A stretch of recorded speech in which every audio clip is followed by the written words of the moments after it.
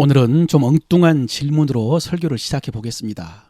여러분, 이순신 장군은 지금 천국에 있을까요? 지옥에 있을까요? 세종대왕은 구원 받았을까요? 엉뚱한 질문이지만은 사실은 또 한편으로는 진지한 질문입니다.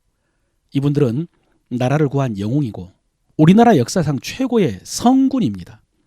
그런데 이분들이 예수 그리스도를 믿었다는 기록은 없습니다. 그럼 불가능하죠. 그럼 이분들은 어떻게 되었을까요? 이분들만이 아닙니다. 그 시대에 살았던 모든 사람들, 아니 우리나라만이 아니라 전 세계 모든 사람들, 예수님 오기 전에 태어난 사람들, 예수님 모르고 죽은 사람들, 이들은 어떻게 되었을까요? 오늘 본문은 이런 질문에 대해서 우리에게 힌트를 줍니다. 어제 우리는 루스드라에서 바울이 복음을 전하다가 나면서부터 안진병이었던 사람을 고친 장면을 살펴보았습니다. 바울이 말씀을 듣고 있던 그 사람에게 구원받을 만한 믿음이 있는 것을 보고 큰 소리로 외쳤습니다. 내 발로 일어 서라. 이렇게 외쳤을 때에 그 사람이 일어나서 걸었습니다. 그러자 생각지 못한 반응이 나타났습니다. 11, 12절에 무리가 바울이 한 일을 보고 루가오니아 방언으로 소리질러 이르되 신들이 사람의 형상으로 우리 가운데 내려오셨다 하여 바나바는 제우스라 하고 바울은 그 중에 말하는 자이므로 헤르메스라 하더라. 그 장면을 목격한 루스드라 사람들이 루가오니아 지방의 방언으로 소리를 질렀습니다. 신들이 사람의 형상으로 우리 가운데 오셨다고. 그러면서 바나바는 제우스라고 부르고 바울을 헤르메스라고 불렀습니다. 처음에 바울과 바나바는 이게 무슨 영문인지 몰랐을 것입니다. 왜냐하면 그들이 루가오니아 지방의 방언으로 말했기 때문에. 그런데 조금 후에 보니까 성 밖에서 이방 신의 제사장들이 와가지고 바나바와 바울에게 화환을 걸어주고 소를 잡아서 제사를 지내려고 합니다. 여러분, 여기에는 그 지방의 전설이 있습니다. 옛날에 헬라의 신들 중에 가장 높은 제우스가 자기 아들이자 대변인인 헤르메스와 함께 인간의 모습으로 하고 이 지방을 방문을 했습니다. 그런데 그 지방 사람들이 아무도 이를 영접하지 않고 괄시를 했습니다. 딱 한 가정, 어떤 노부부만 이들을 자기 집으로 영접해가지고 대접을 했습니다. 화가 난 제우스는 홍수로 그 지방을 쓸어버렸습니다. 그리고 이 노부부의 집은 제우스의 신전으로 만들어 주었습니다. 나중에 이 노부부가 죽은 다음에 그 집 앞에 나무 두 그루가 자라나가지고 그 신전을 지켰다는, 그야말로 전설 따라 삼천리에 나오는 이야기입니다. 그래서 지금 이 사람들이 이 난리를 피운 것입니다. 자기들 눈앞에서 나면서부터 걸어본 적이 없는 안진뱅이를 일으켰으니까 하늘에서 신들이 내려왔다고 생각을 한 것입니다.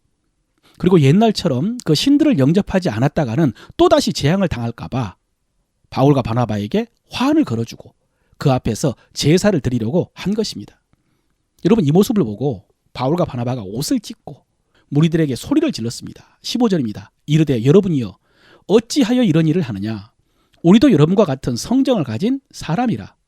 여러분에게 복음을 전하는 것은 이런 헛된 일을 버리고 천지와 바다와 그 가운데 만물을 지으시고 살아계신 하나님께 돌아오게 함이라. 그러면서 바울의 설교가 딱 두 줄이 기록되어 있습니다.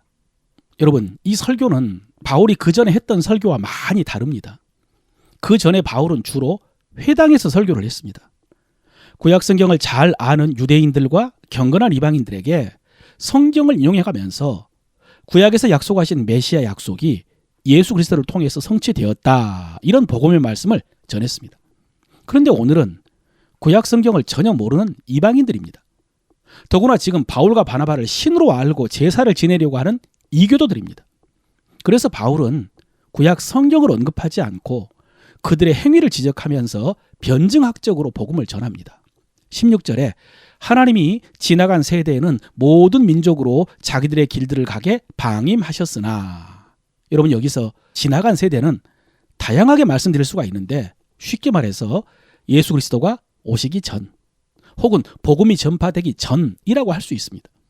그러니까 그 전까지 하나님께서는 모든 민족으로 자기 길들을 가게 방임하셨다라고 하십니다. 여러분, 이 말씀이 사실 좀 조심스러운 말씀입니다만은 지금까지 이스라엘 백성들 외에는 하나님을 잘 알지를 못했습니다. 그래서 다른 민족들은 하나님을 바르게 섬기지를 못했습니다. 여러 민족들이 나름대로 자기들의 신을 섬기기도 하고 또 여러 모양으로 살았습니다. 그런데 그런 일들에 대해서 하나님께서 방임하셨다는 것입니다. 여기서 방임이라는 말은 에아오라고 했는데 우리가 아는 대로 내버려 두는 것입니다. 묵인하셨다는 뜻입니다. 이와 똑같은 말씀이 사도행전 17장에도 나옵니다. 그때도 바울이 아덴에서 우상을 섬기던 사람들에게 설교를 하면서 이렇게 말했습니다. 알지 못하던 시대에는 하나님이 간과하셨거니와 이제는 어디든지 사람들에게 다 명하여 회개하라 하셨으니. 여기서 알지 못하던 시대, 지나간 시대와 똑같은 말씀이죠. 그리고 그때는 간과하셨다라고 했습니다. 휘페레이돈이라고 해가지고 관대하게 봐주다, 허물을 묻지 않다, 그런 뜻입니다. 여러분, 이 말씀이 설교를 시작하면서 했던 질문에 대한 힌트입니다. 하나님을 알지 못하던 시대, 예수 그리스도를 알지 못한 사람들에 대한 하나님의 판단요. 이들에 대해서 하나님께서 간과하셨다라고 하십니다. 방임하셨다. 쉽게 말씀드리면 지금과 똑같은 기준으로 판단하지는 않는다는 말씀입니다. 하나님을 알지 못했기 때문에, 예수 그리스도가 십자가에서 우리 죄를 용서하신 것을 몰랐기 때문에, 그래서 우리가 더 정확하게는 알 수 없지만은 하나님께서 공의롭게 판단하실 거라는 것입니다. 그러나 그렇다고 모든 사람이 다 구원을 받는다는 말씀은 아닙니다. 오늘 17절에요. 그러나 자기를 증언하지 아니하신 것은 아니니 곧 여러분에게 하늘로부터 비를 내리시며 결실기를 주시는 선한 일을 하사 음식과 기쁨으로 여러분의 마음에 만족하게 하셨느니라 하고, 하나님께서 사람들에게 자기를 증언하셨다고 했습니다. 자기를 증언하지 아니한 것이 아니니. 물론 이스라엘 백성들처럼 성경이나 선자를 통해서 분명하게 하나님을 알게 하신 것은 아니지만 하늘에서 비를 내려 식물을 자라게 하시고 결실하게 하는 모습을 통해서 하나님의 존재와 하나님의 사랑과 은혜를 알게 해주셨다는 말씀입니다. 그러므로 그런 상황 속에서 어떤 하나님의 구원과 심판의 기준이 있을 것입니다. 바울은 로마서에서 이 부분을 좀 더 구체적으로 가르쳐 주셨습니다. 로마서 1장에 보면요, 하나님의 진노가 불의로 진리를 막는 모든 사람의 경건하지 않음과 불의에 대하여 하늘로부터 나타나나니 이는 하나님을 알만한 것이 그들 속에 보임이라. 하나님께서 이를 그들에게 보이셨느니라. 창세로부터 그의 보이지 아니하는 것들, 곧 그의 영원하신 능력과 신성이 그가 만드신 만물에 분명히 보여 알려졌나니 그러므로 그들이 핑계하지 못할지니라. 특별히 불의로 진리를 막는 사람들의 모든 경건하지 않음과 불의에 대해서 심판하신다고요. 왜냐하면 하나님이 만드신 만물 속에 하나님을 알 만한 것이 분명히 보여졌기 때문입니다. 여러분, 이것을 신학에서는 일반 계시라고 합니다.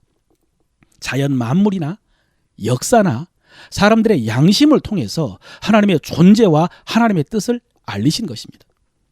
반면에 성경이나 율법이나 선지자나 전도자나 예수 그리스도를 통해서 하나님을 아주 구체적으로 직접적으로 알려주시는 것을 특별 계시라고 합니다.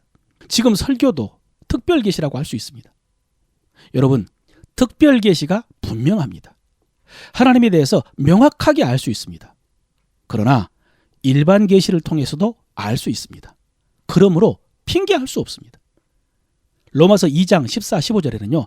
율법 없는 이방인들이 본성으로 율법의 일을 할 때에는 이 사람은 율법이 없어도 자기가 자기에게 율법이 되나니 이런 이들은 그 양심이 증거가 되어 그 생각들이 서로 혹은 고발하며 혹은 변명하며 그 마음에 생긴 율법의 행위를 나타내느니라 그랬습니다.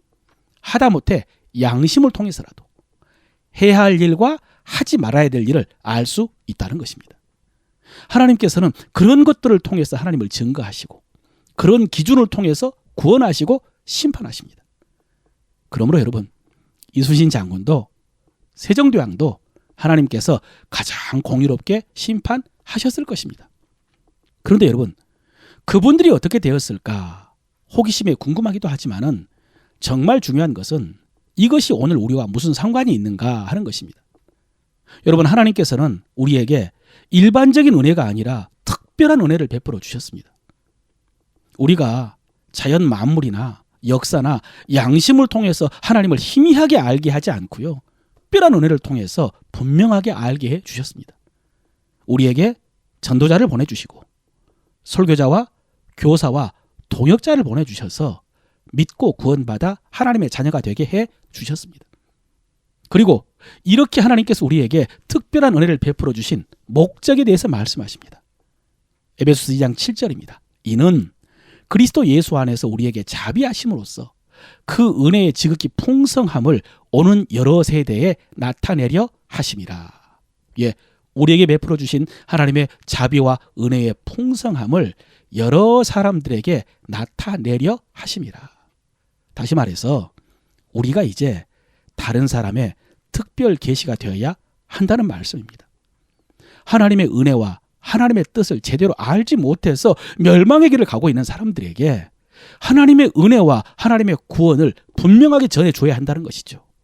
여러분, 이것이 하나님의 뜻이고 이것이 은혜로 구원받은 자의 도리입니다. 사랑하는 성도 여러분, 여러분 주변에 있는 코스모스에게 여러분이 특별 계시가 되어주시기를 바랍니다.